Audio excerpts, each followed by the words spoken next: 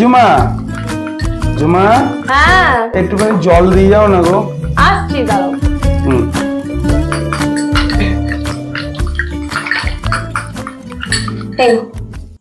কি করছো ওটা?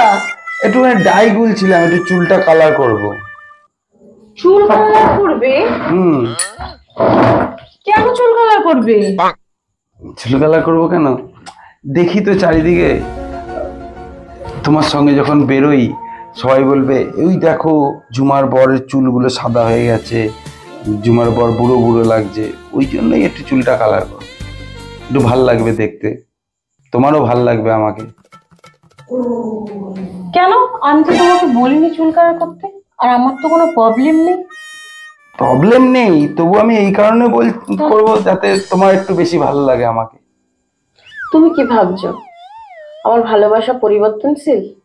না তো, তোমাকে আগে যেরকম ভালোবেসেছি এখনো ঠিক সেরকমই ভালোবাসি। আগে তোমার যে কালো চুল ছিল তখনও যেমন ভালোবেসেছি, এখন যে সাদা চুল আছে এখনো সেরকম ভালোবাসি। কালার করে যদি চেঞ্জ করে যদি ভালোবাসতে হয় তাহলে সেটা ভালোবাসা তো নয়, সেটা তো পরিবর্তনশীল। আমি তো সেরকম তোমায় ভালোবাসি না। আর তুমি দেখো না, আমি কি সে আগের মতন চাচ্ছি এখনো? না, আমি তো পরিবর্তন হয়েছি। তুমি কি চেঞ্জ করেছো ভালোবাসার দিক দিয়ে? তুমি তোমাকে সেই একই রকম ভালোবাসছো, তাহলে তুমি ভাবলে কি করে যে তুমি কালার করবে তারপরে আমি তোমাকে বেশি ভালোবাসবো বা এখন ভালোবাসি না? এইসব ধারণা আনলে কি করে? না, দেখি তো সবাই চারিদিকে কিরকম কালার করে করে নিজেকে চেঞ্জ করে, সবার সামনে সুন্দর করে দাঁড় করানোর চিন্তা করে। হ্যাঁ, সবাই করে, সবার সঙ্গে তুলনা করলে তো হবে না। আর সবার সঙ্গে এরকম ভাবে যারা কালার বারবার চেঞ্জ করে নিজেদের পরিবর্তন করে যখন ভালোবাসা এইভাবে পাওয়ার জন্য এরকম করে, তাকে কি বলে জানো? তারপরে কোথায় যায় জানো? পরক্রিয়াতে যায়। পরক্রিয়া মানে তো বোঝো, তাহলে কত বড় খারাপের দিকে একটা যায়। তারপর সে তো যায় নিজের চিন্তা নিজের স্বার্থে সে চলে যায়। তারপরে কি হয়, তার সংসারে যেগুলো বাচ্চা, ছোট ছোট বাচ্চা, তারা অনাথ হয়ে যায়। তারা পথে ঘাটে যেমন দুচ্ছাইয়ের মতন মানুষ হয়, কোথাও তারা ভালোবাসা পায় না। কত কষ্ট হয় একবার ভাবো তো। সত্যি তাই, সেই বাচ্চাগুলোর কি কষ্ট হয় বলো তো। তারা মা একদিকে চলে গেল, বাবা একদিকে চলে গেল, তাদের ফ্যামিলিটা, তারা তো নিজের সংসার নষ্ট হলো, বাচ্চাগুলোর ভবিষ্যৎ পর্যন্ত নষ্ট করে ফেলে। বাচ্চাগুলো তখন কি তৈরি হয় এক একটা। তাহলে সেই সব দিকে তারা চিন্তা করে না, তারা নিজের রূপের দিকে চিন্তা করে।